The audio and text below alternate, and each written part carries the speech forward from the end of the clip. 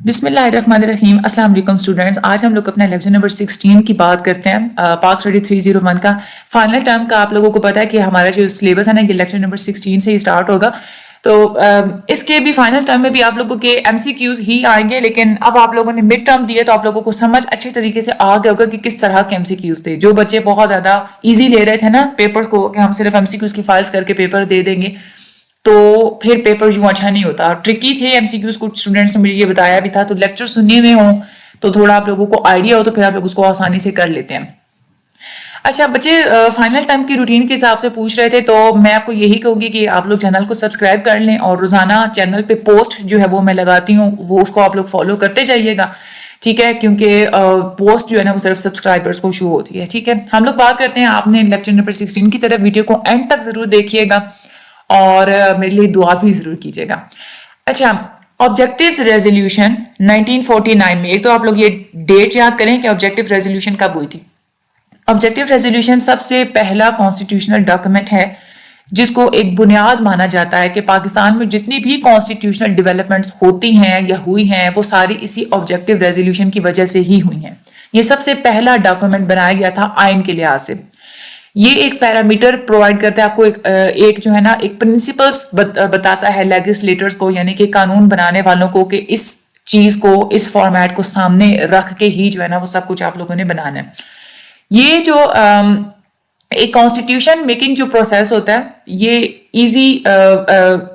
اس نے جو ہے نا وہ ایزی کر دیا ہے, کیونکہ اس کانسٹیٹیوشنل ڈاکومنٹ کے اندر, اس آبجیکٹیو ریزولوشن کے اندر مین جو آبجیکٹیوز ہوتے ہیں نا یہ لکھ دیے گئے ہیں جو کہ پاکستان کے لوگوں کے لیے ایکسیپٹیبل ہیں اور ہوں گے اور ہو سکتے ہیں, ٹھیک ہے, جو کہ پہلے ہی ہندوؤں کی ڈومینیٹڈ میجورٹی کے اندر بہت زیادہ سفر کر کے آئے ہیں. یہ جو ریزولوشن ہے یہ اصل میں لیاقت علی خان نے ہی اس کو جو ہے نا وہ لے کے اس کو چلے تھے, جو کہ ہمارے پاکستان کے سب سے پہلے پرائم منسٹر بھی تھے, اور انہوں نے اس ریزولوشن کو اپروو کرایا تھا مارچ 12 1949 میں, ٹھیک ہے. یہ آپ لوگوں نے ڈیٹ یاد کرنی ہے. اور کس نے اس کو, اس ریزولوشن کو موو کس نے کروایا تھا, دیٹ از لیاقت علی خان. اگر ہم لوگ سب سے پہلے بات کرتے ہیں کانسٹیٹیوئنٹ اسمبلی کی. کانسٹیٹیوئنٹ اسمبلی 1947 سے لے کے 1954 تک پہلی جو ہے نا وہ رہی ہے. یہ پہلی کانسٹیٹیوئنٹ اسمبلی تھی جو کہ پاکستان بننے کے بعد تک جو ہے وہ رہی تھی, اور یہ بنی تھی انڈین انڈیپینڈنس ایکٹ 1947 کے انڈر. اس میں الیکشنز کروائے گئے تھے 1946 میں, یہ ڈیسائیڈ کرنے کے لیے کہ آل انڈیا مسلم لیگ نے جو کلیم کیا تھا نا کہ ایسی یہ جو اسمبلی ہے کہ جو صرف انڈیا کے مسلمانوں کی ہی نمائندگی کرے گی,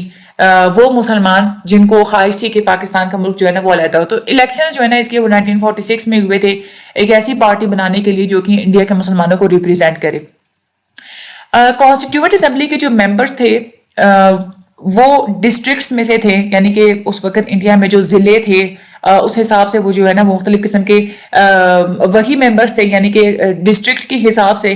تو وہی ممبرس جب بعد میں کانسٹیٹیوئنٹ اسمبلی کے ممبر بنے تھے جب پاکستان بنا تھا, تو ٹھیک ہے, ان ممبرس کی تعداد 69 تھی پہلے, لیکن بعد میں ان کی تعداد کو بڑھا کے 79 کر دیا گیا تھا 1947 کے بعد,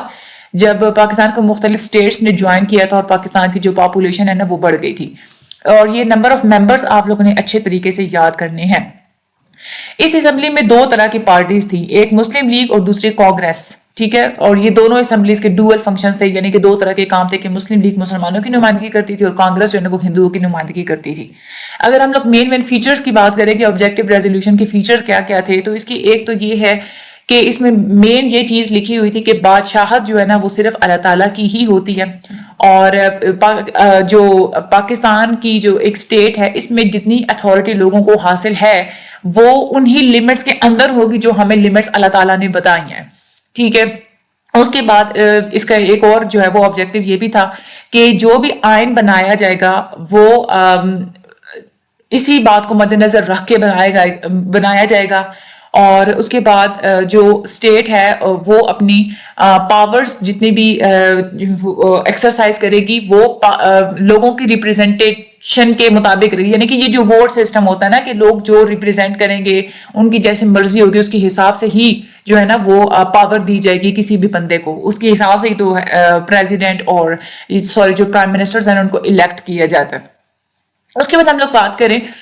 تو یہ اس میں ایک اور یہ بھی آبجیکٹو تھا کہ جمہوریت کا پرنسپل، آزادی کا، برابری کا، برداشت کا اور سوشل جسٹس، ان کا جو پرنسپل ہیں ان کو سوسائٹی میں اچھے طریقے سے انٹروڈیوس کرایا جائے گا، کیونکہ یہ اسلام میں بالکل ایک واضح چیز ہمیں جو ہے نا ان چیزوں کا ہمیں حکم دیا گیا ہے۔ اور اس کے بعد یہ بھی کہا گیا کہ مسلمان اس قابل بھی ہوں گے کہ وہ جو قرآن اور سنہ میں جو چیزیں بتائی ہوئی ہیں، اسلام کی جو ریکوائرمنٹس جو بتائی گئی ہیں اور جو ٹیچنگز ہیں، ان کے مطابق لوگوں کو زندگی گزارنے کا پورا حق حاصل ہوگا۔ اس کے بعد مزید یہ بھی کہا گیا تھا کہ مائنورٹیز کو بھی یہ آزادی حاصل ہے کہ وہ اپنے ریلیجنس کو اچھے طریقے سے پریکٹس کر سکتے ہیں، فالو کر سکتے ہیں اور اپنے کلچرز کو ڈیولپ بھی کر سکتے ہیں۔ مختلف قسم کی پروویژنس بھی بنائی گئی تھی مائنورٹیز کے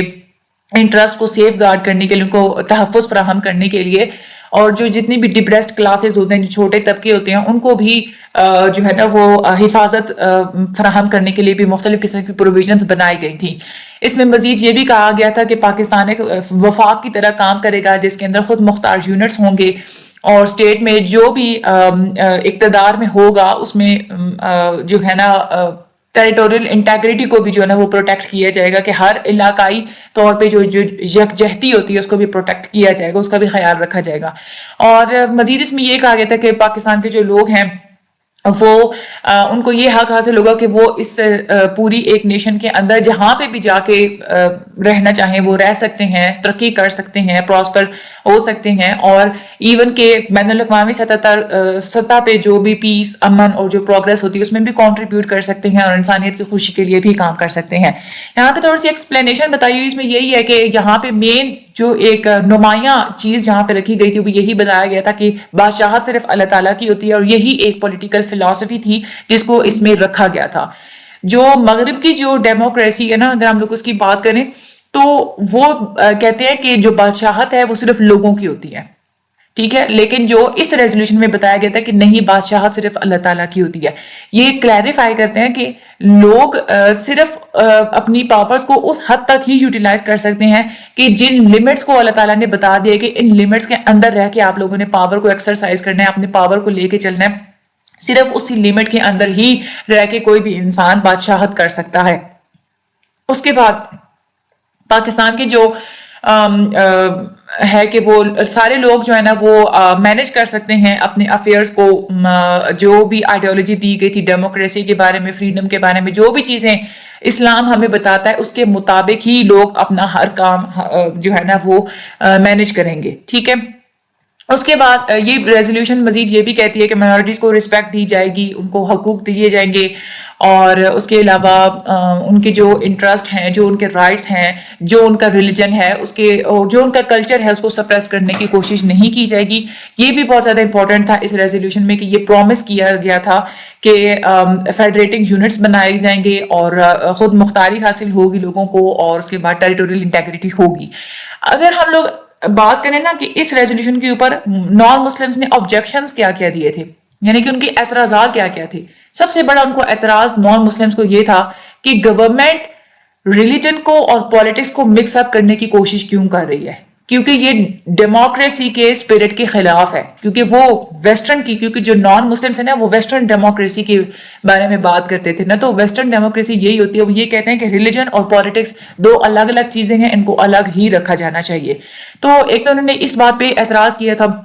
نان مسلمز نے، یہ جو سوورینٹی آف اللہ یہ جو ورڈ تھا اس کے اوپر انہوں نے اعتراض کیا تھا، اور مائنورٹیز کے رائٹ کے بارے میں بھی انہوں نے بات کی تھی کہ اس طرح سے سوسائٹی میں انیکویلٹی کریٹ ہوگی، اور ان کا یہ ویو تھا کہ شریعہ جو ہے نا وہ آج کل کے ماڈرن دور کے اندر کافی نہیں ہے، اس کو فالو نہیں کرنا چاہیے۔ ان کو یہ اصل میں یہ خوف تھا کہ اس طرح سے ریلیجیس ایکسٹریمزم پیدا ہوگی، یعنی کہ شدت پسندی پیدا ہوگی مذہب کے نام پہ، اور اس طرح سے جو ہے نا پھر اسٹیبلشمنٹ ہوگی ایک تھیوکریٹک اسٹیٹ کی۔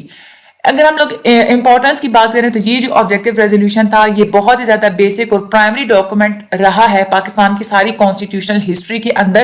یہ یوں سمجھ لیں کہ ایک فریم ورک ہے، ایک بنیادی ایک ڈھانچہ ہے جو کہ ایک میکانزم پرووائڈ کرتا ہے کہ پاکستان کے لوگوں نے زندگی کو بہتر بنانے کے لیے کن کن گولز کو جو ہے نا وہ اچیو کرنا ہے، ٹھیک ہے۔ اس کے علاوہ یہ ریزولوشن یہ بھی بتاتا ہے کہ کیسے اسلام کے ساتھ، اسلام کے مطابق زندگی گزارنی ہے، آل انڈیا مسلم لیگ کے جو لیڈرز تھے نا وہ ماڈرنسٹ مسلم تھے، ماڈرن مسلمس تھے، وہ اس فیور میں نہیں تھے کہ جو آرتھوڈاکس تھا نا، آرتھوڈاکس کا مطلب ہوتا ہے کہ ایک تصویر کے دو رخ جو ہوتے ہیں، ٹھیک ہے. تو یہ جو کانسٹیٹیوشن تھا یہ ایسا ہی تھا کہ ایک طرف تو یہ ہے کہ ویسٹرن ڈیموکریسی بھی تھوڑی سی تھی اور دوسری طرف ریلیجن کو بھی لے کے جو ہے وہ چلا جا رہا تھا، تو وہ اس آرتھوڈاکس کے خلاف تھے. اس لیے انہوں نے ایک درمیانی راستہ انہوں نے یہ چوز کیا کہ انہوں نے اسلامک جو لاز تھے اور جتنے بھی انٹرنیشنل ڈیموکریٹک ویلیوز تھیں ان کو ایک سائڈ پہ رکھ دیا. لیکن پھر بھی یہ جو ریزولوشن ہے نا اس کو ایک پریامبل مانا جاتا ہے، ایک دیباچہ مانا جاتا ہے ساری کانسٹیٹیوشنز کا اپنی امپورٹنس کی وجہ سے. دیباچہ کا مطلب ہوتا ہے کہ جب بھی کوئی آئین بنایا جاتا ہے نا تو اسی چیز کو پہلے دیکھا جاتا ہے، اس کے مطابق آئین بنایا جاتا ہے. ایک سمری کی طرح یہ کام کرتا ہے، مین پوائنٹس کی طرح کام کرتا ہے کہ اس کو دیکھ کے پھر آگے جو ہے نا وہ کانسٹیٹیوشنز آئینز جو ہے نا وہ بنتے ہیں. تو یہ تھا ہمارا آج کا لیکچر. اس میں اب یہی ہے کہ آپ لوگوں کو پتہ ہونا چاہیے کہ نان مسلم نے آبجیکشنز کیا کیا دیے تھے، مین کریکٹرسٹکس کون سے تھے آبجیکٹیو ریزولوشن کے، اس کے بعد کانسٹیٹیوٹ اسمبلی کی ڈیٹ کیا تھی، کب بنی تھی، ٹھیک ہے، اس میں کتنے ممبرس تھے، وہ ممبرس کہاں سے آئے، ڈسٹرکٹ جو تھا وہی یعنی کہ جو ڈسٹرکٹ کے ممبرس تھے وہی جو ہے نا وہ ڈکلیئر کیے گئے تھے کانسٹیٹیوٹ اسمبلی کے ممبرس، اور یہ ریزولوشن بنائی کس نے تھی، کب اپروو ہوئی تھی. یہ ساری چیزیں جو ہے نا آپ لوگوں نے اس میں یاد رکھنا. اوور آل بہت زیادہ شارٹ اور بہت زیادہ آسان سا چیپٹر تھا. امید ہے آپ لوگوں کو اچھے سے سمجھ آئی ہوگی. باقی میرے چینل کو سبسکرائب کرنا مت بھولیے گا، مجھے بھی دعا میں یاد رکھیے گا. اللہ تعالیٰ سب لوگوں کی مدد فرمائیں. Thank you so much and اللہ حافظ.